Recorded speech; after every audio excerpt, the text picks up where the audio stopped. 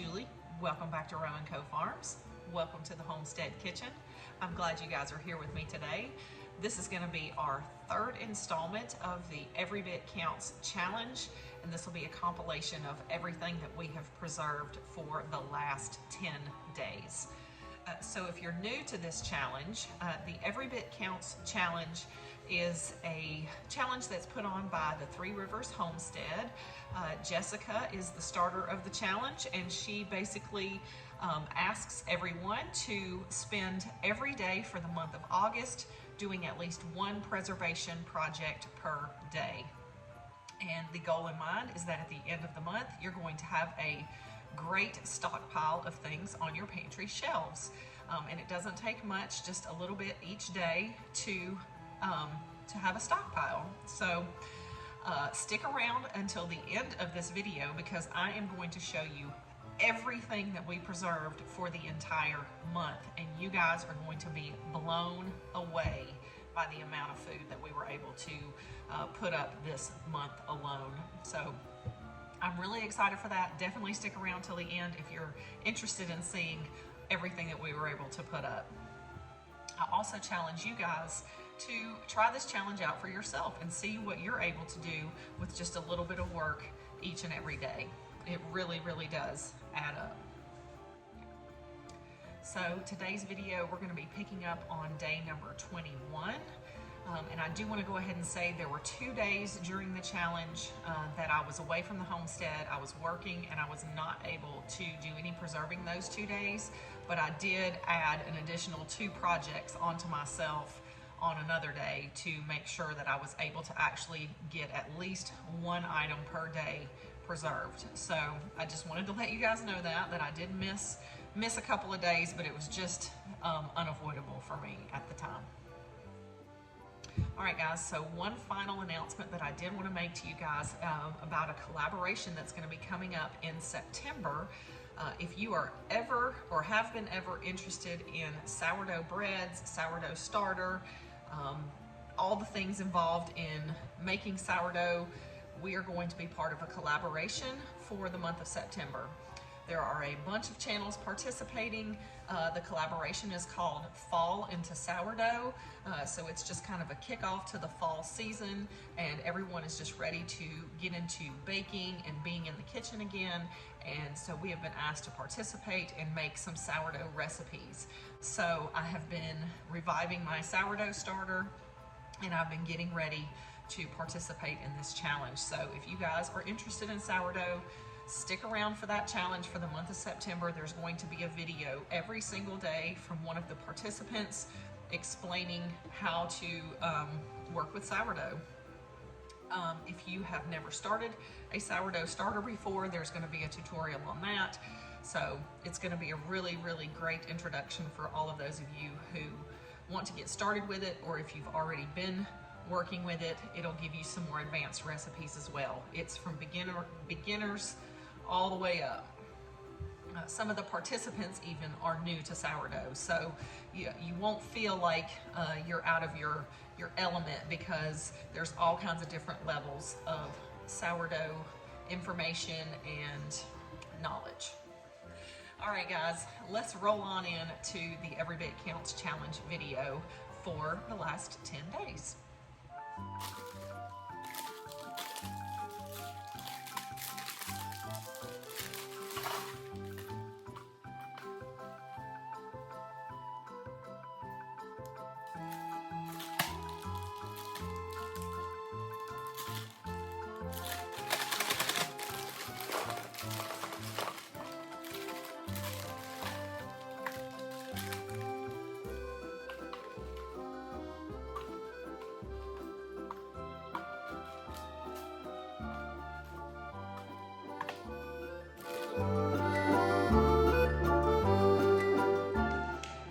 I've got several bags, or I put several bags of frozen fruits onto my freeze dryer trays because they're starting to get freezer burnt in my deep freeze. So we're going to put these in the freeze dryer, and then I also have these pineapple chunks that were from the freezer also, and we're going to turn these into a pineapple jalapeno jam. Load these in the freeze dryer. I do need to fill 2 more freeze dryer trays, so I need to figure out what's gonna go in here. So let me take a look around and see what I got. Okay, so I got a few bags of these green onions from my freezer that I chopped up. These are from last year. But again, if you don't use some of this stuff up, it starts to get freezer burnt. So I'm going to put these few bags onto my freeze dryer trays. Each bag has 2 cups of green onion tops. So we will just toss those onto the tray here, and then we will have another batch of these green onions, and these are so good. When I took these out of the freeze dryer last time, it basically smelled like a sour cream and onion chip. So really, really good.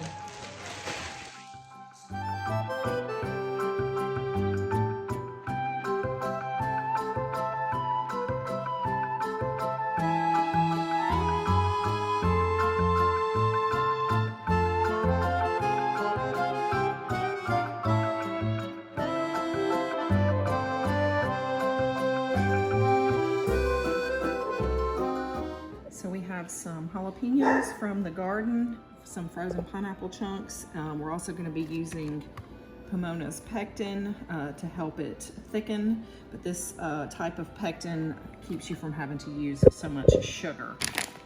So we're going to put together our pineapple jalapeno jam. I'll leave a link for the recipe to this jam down below.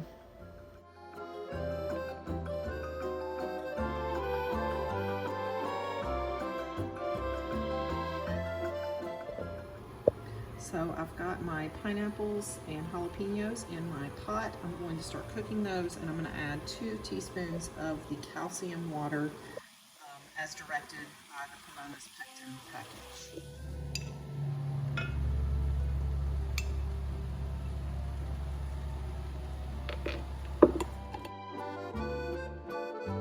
So the way I plan to use this pineapple jalapeno jam, I'm going to leave it a little bit chunkier so that I can use it like a relish, like on tacos, like fish tacos, or maybe on mixed in with meatballs.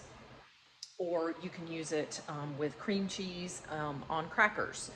You can just do different things like that. So I'm going to be canning mine in the small 1/4 pint containers, those little tiny ones right there, because that will be a little bit more conducive to how we plan to use them. That way they're in these little small ones, and I don't have to have like unopened jars of this pineapple jalapeno jam, because I don't think it'll be something we'll use like on a bread. You know, it's not really meant to eat like that on a biscuit or something. It's more of a savory component to a dish. So yeah, I think the 1/4 pint jars will be ideal for that. So we've cooked our pineapples down. We've added our sugar. I use the immersion blender to get it nice and thick, but this is what it looks like now. I used raw sugar, which is really dark. That's why it's so dark. If I had used white sugar, it would still be the color of pineapple.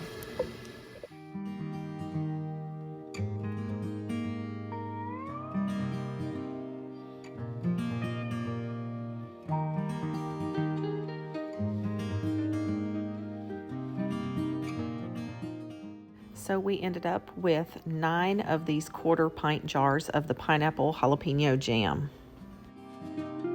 I wanted to show you our cherry tomatoes from the other day. I just noticed that it was overflowing a little bit. You can see it's all the way to the top. I just poured a little bit of the liquid off, but look at all of the bubbles and the fermentation happening in there. This is looking really, really good. I'm gonna give it probably 1 more day, and then we'll put this into the refrigerator.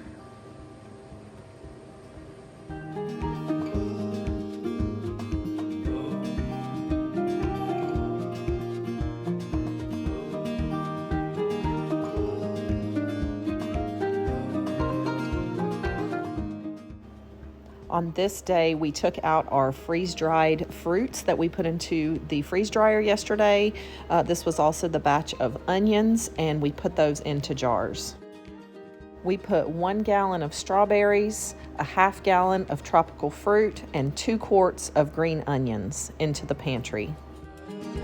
We got our very first grape harvest ever, and most of them are pretty ripe. Some of them are not. Unfortunately, these are not really good eating grapes because they have seeds in them. So we are going to turn these into juice and then make a grape jelly with them.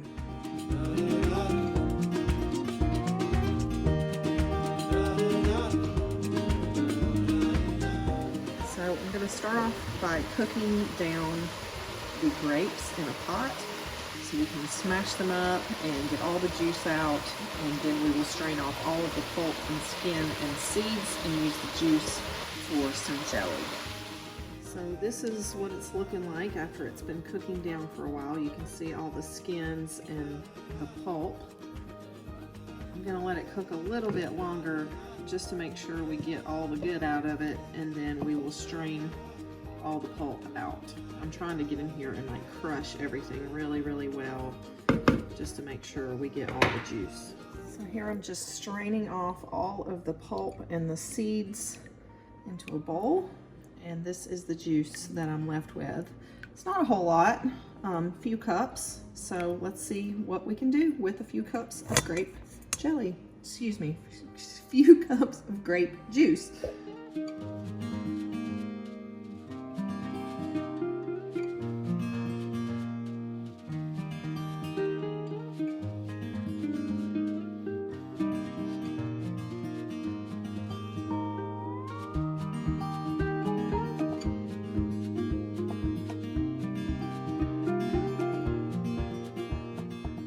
While our grape jelly is processing in the water bath canner, I went ahead and started chopping up some of the veggies from the garden to add into the freeze dryer. I have some okra, and then we're also going to add some frozen peas from the freezer.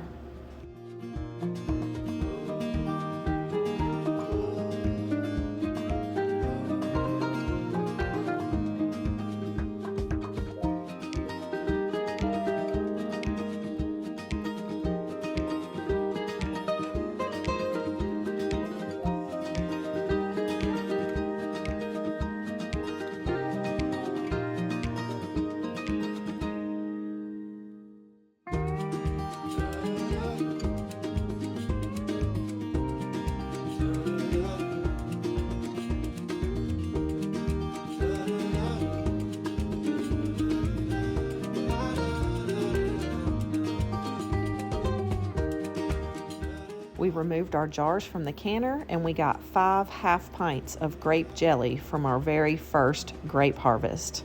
Not bad for the first time.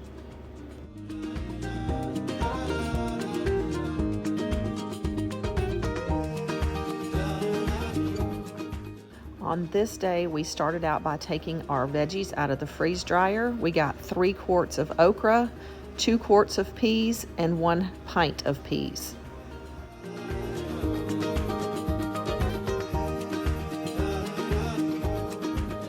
So for Every Bit Counts challenge today, we are going to be processing some peaches. I picked these up from a roadside stand today. This is a bushel. These are still pretty firm. They're not quite ready to work with yet. But as I was talking to the gentleman there, I told him that I was a big canner and a preserver, and he ended up giving me this box that he can't sell. I guess he just pulls out the ones that are kind of bruised. So all of these have little bits of bumps and bruises on them, but we're going to cut those pieces away, and we're going to use these to make some peach butter. So I'm going to start on that project today, and I'll show you how we do it. Got flies in here today, and of course they're attracted to the fruit. All right, guys, so I'm gonna be using the Ball Blue Book recipe for the peach butter, and the only thing that I do differently is I do not peel my peaches. I will take out all those bad spots, but I do not mind the peach skins in there. By the time I puree everything up, you really don't even know that they're there. And so it just saves me a lot of processing time to not have to deal with skinning the peaches first.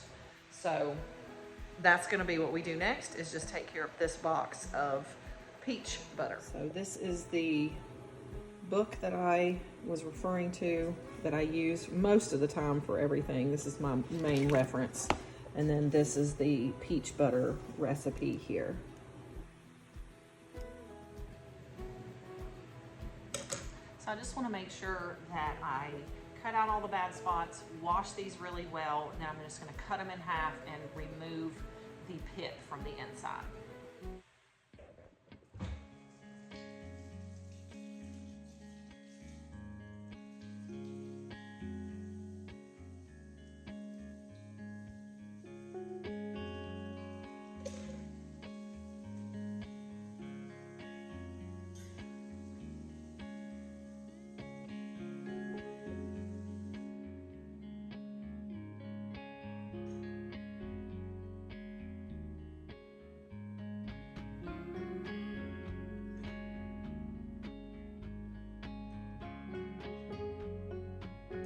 Luckily, these are freestone peaches, so the pits come out pretty easily. So look how big these peaches are, guys. Oh my gosh, they're huge. So look at that. This literally, we cut out this tiny little spot and we still have this whole peach, and this was free. Free. So I love that. So we're gonna put these, I'm just gonna cut them into a couple of chunks, but not really cut them up very finely.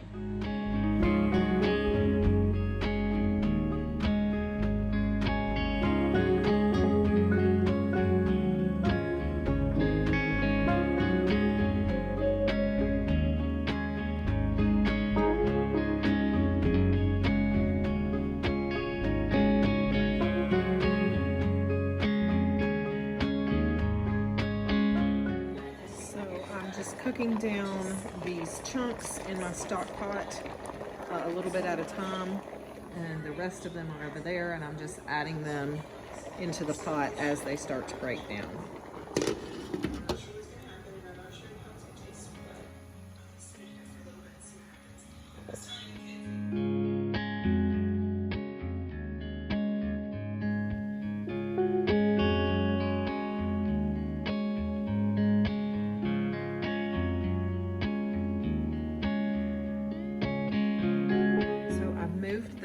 Into my slow cooker. It's my Instant Pot, but I'm using it on the slow cooker method, and I'm just going to let this gently cook down because I want it to be thicker than it is currently. So right now it's pretty thick right now. This could be like a peach sauce, you know, instead of an apple sauce it could be a peach sauce, but we want it to be peach butter, which means we want it to be much thicker than this right here. So I'm using my slow cooker because if you use your regular eye on the stove, a lot of times it just gets too hot and you start to get stuff burning at the bottom, and so I don't want that to happen. I just want this to gently cook down, and so we will let this go in our slow cooker. I set it for an hour, but we're just going to really watch this and make sure that nothing's burning in there, and it'll probably actually take 2 or 3 hours to get it down to the thickness that we want it to be. So let's do a follow-up on our fermented peppers that we did. They have been going for about 8 days now, and I think it's time to stop the ferment. I'm going to go ahead and use my immersion blender and blend all this up together, and then I'm going to put it in the fridge.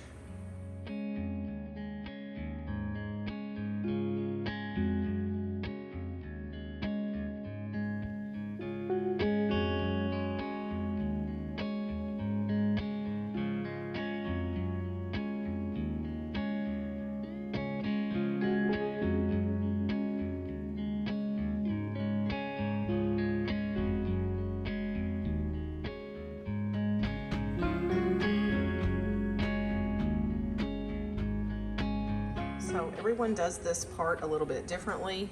We don't like the hot sauce to have the pulp in it, so I strain it off and we just use the liquid down there. But what I do with the pulp is I put it in the dehydrator, and then we turn it into pepper flakes that we can use on our food.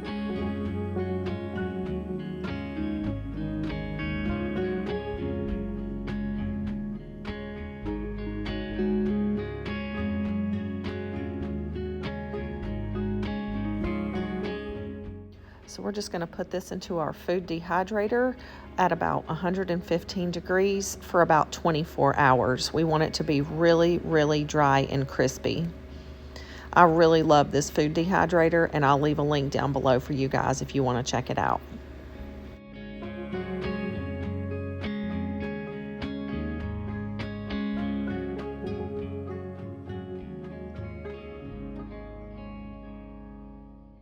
So here I'm just pouring the hot sauce into a jar with a little pop top on it, and we'll just store it in our refrigerator because this is a fermented hot sauce. So if we leave it out, it will continue to ferment on the counter. So we're going to put it into the refrigerator. I'll leave a link down below for where I got these brown bottles with the little pop tops. We ended up with half a pint of the fermented pepper flakes for our pantry shelf.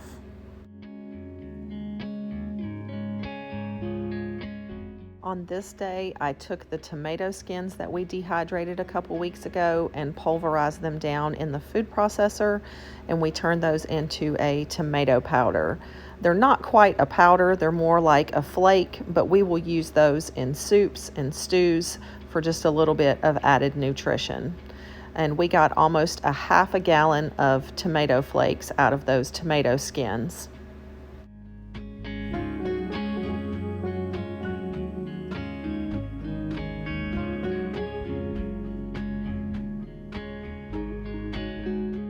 On this day, I didn't record it, but we also processed our peach butter in the canner, and we got 17 half pints of this beautiful peach butter to put on the shelf.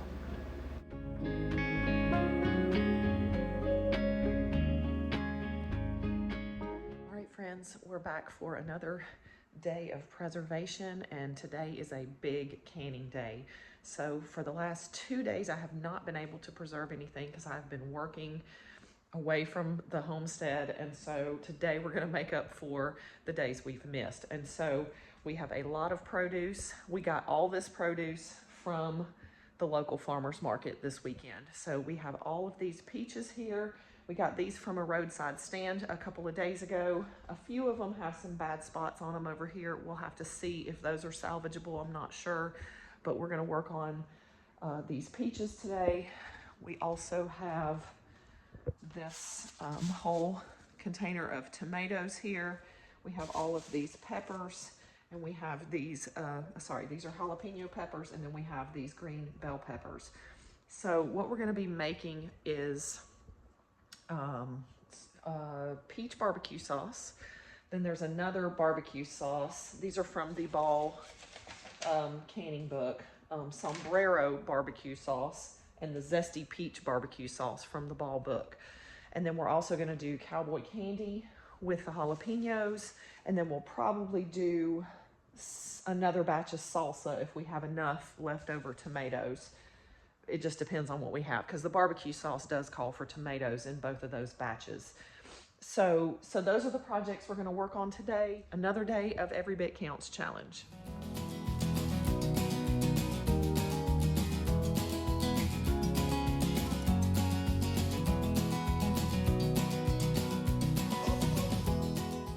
After chopping up all my veggies, I get all my ingredients into the large stock pot, and I start cooking everything down before I immersion blend it into the consistency that I want. And then I continue to cook it down until it's nice and thick. And then we get it into the canner and process it.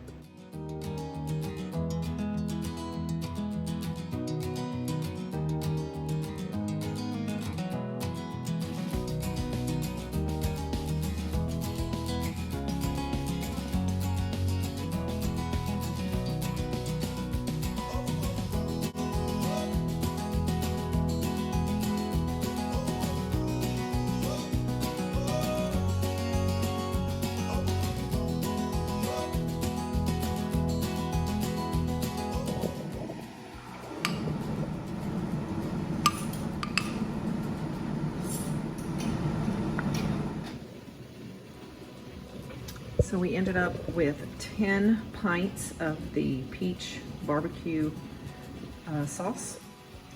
And then we got 2 pints of the cowboy candy and 3 pints of the cowboy candy marinade. Actually, this is a 3/4 of a pint is what this is right here.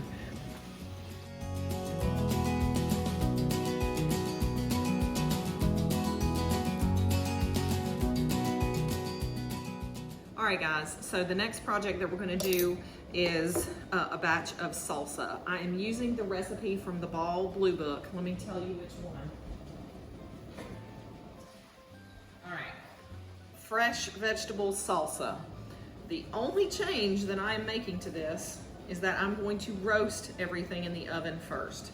I like roasted salsa better. This is basically the recipe that I've been using in all my previous salsa canning is this one from the Ball Blue Book.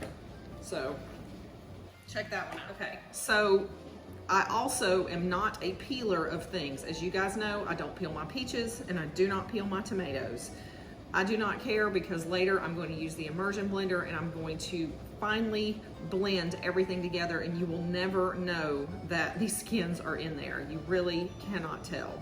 So that's just my preference. You do you, but I do not spend the time to do that because it just takes too much time. So I'm gonna grab my roasting pan and we'll throw everything in there.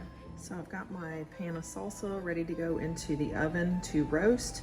Just added a little bit of olive oil and all of the spices that I wanted to add, and everything is kind of mixed together, and then we're gonna roast it for about 30 minutes. So I went ahead and chopped up the rest of the peaches that I had left, and we put those into freezer bags for storage in the freezer.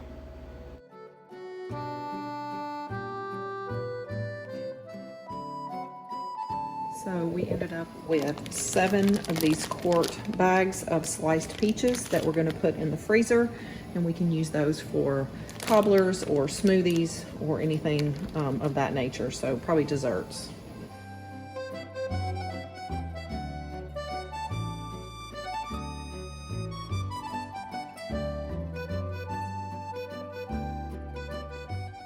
We filled 19 of these 1/4 pint jars with salsa. We're using these smaller jars and it makes it easier for packing in lunches and just taking along as an individual serving. And this is the reality of what my kitchen looks like after a day of preserving and canning. There are definitely lots of dishes waiting for me at the end of this day.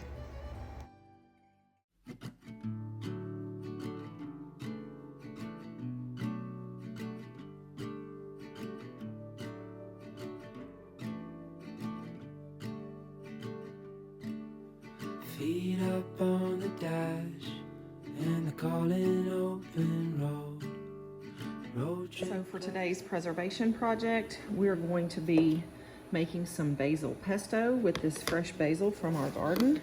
I've already washed it really well, and then we're going to add in some almonds, garlic, salt, pepper, olive oil, and Parmesan cheese. And we're going to do that in our food processor. Ooh, my home is when I'm alone with you.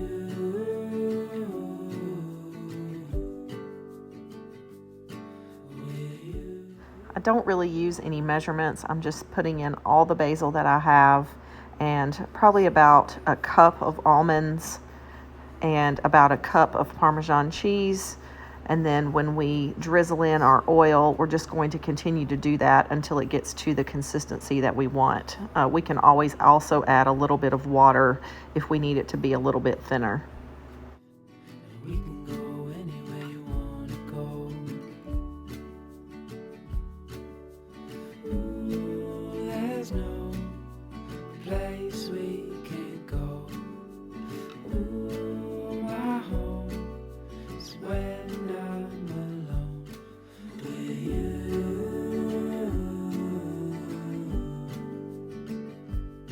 With you. So this is what it looks like when it's all blended up. I'm just going to put that into some 1/4 pint jars. We got 7 1/4-pint jars of our pesto. This is going to be a great addition to our freezer, and we'll be able to use this for pastas, pizza, on garlic bread, as a dipping sauce for bread, all kinds of uses for pesto. We're really going to enjoy this winter.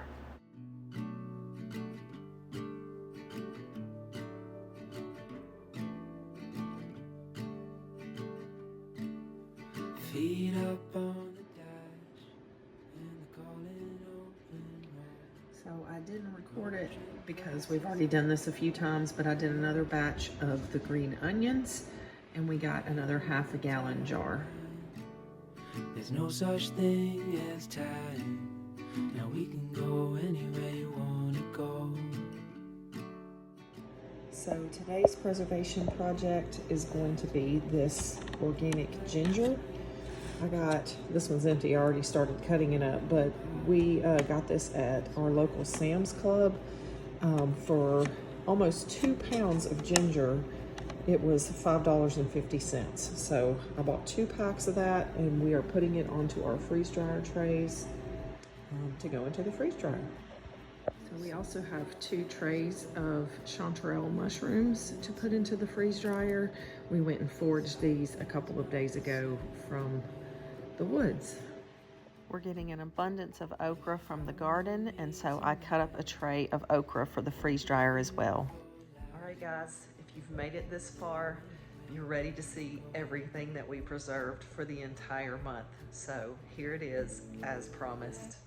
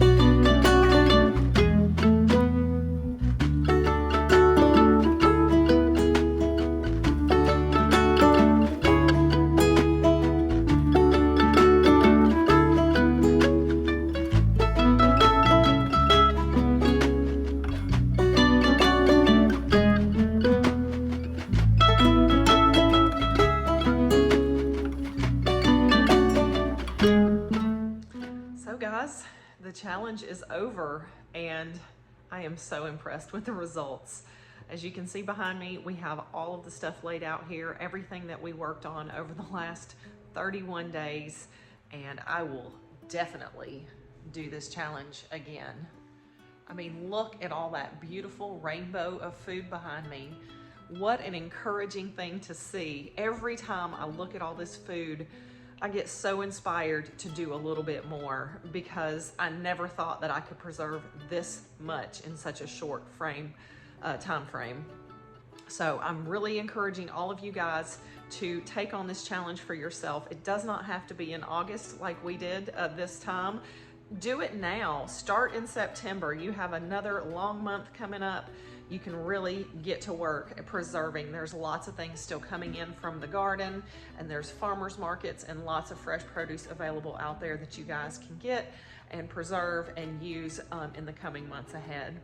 So I hope this was encouraging to you guys. I'm gonna link Three Rivers Homestead down below. They're the ones that started this challenge. They're very encouraging, and I hope you guys will check them out as well. So please do stick around if you enjoyed content like this. We make lots of other content that surrounds homesteading and all the things we're doing here on our homestead. So I encourage you and invite you to subscribe and hang out with us again. So I can't wait to see you guys next time here at Row & Co Farms.